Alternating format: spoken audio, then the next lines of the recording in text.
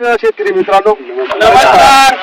आज आपण मालपूर या गावामध्ये संतोष धर्मा भोई यांच्या शेतावर उपस्थित आहेत सर्व शेतकरी. या ठिकाणी या शेतकऱ्यांनी 30 गुंठे क्षेत्रावर वॉटरमेलन म्हणजे टरबूजाची लागवड केलेली. आज लाईव्ह आहे इथं नीलम सीड्स या कंपनीचा वाहन हनी मनी हा त्यांनी लागवड केलेला आहे.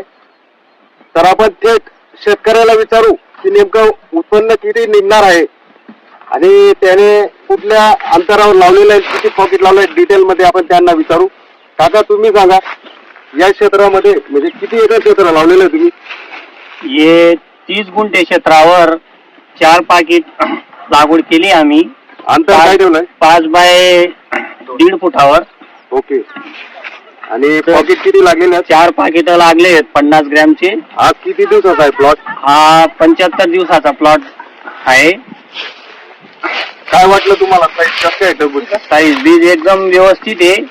ओके. प्लॉट तोडणीपर्यंत हिरवागार राहिला आहे. तर 12 ते 13 टनाचा अंदाज आहे.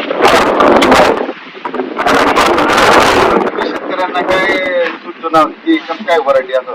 सूचना शेतकऱ्यांना मी अशी देतो की प्लॉट तोडणीपर्यंत एकदम हिरवागार राहू शकतो बा एवढ्या उन्हात सुद्धा. ओके. आणि थंडीच्या दिवसात सुद्धा चांगली तग धरली या व्हरायटीने. ओके. तसेच या क्षेत्राला जे मार्गदर्शन लाभलेलं आहे agro services Dondaicha More sir यांनी सर्व शेड्यूल आखून वेळोवेळी त्यांच्या शेतावर व्हिजिट करून त्यांच्या मार्गदर्शनावर त्यांच्या औषधीने ते ॲग्रोमॅथ कंपनीचे प्रोडक्ट वापरून हा प्लॉट त्यांनी तयार केलेला आहे. आज या मी म्हणतो या पूर्ण क्षेत्रामध्ये एवढ्या कमी क्षेत्रामध्ये एवढं उत्पन्न आज 12-13 टन फक्त 4 पॉकेटमध्ये निघणार आहे.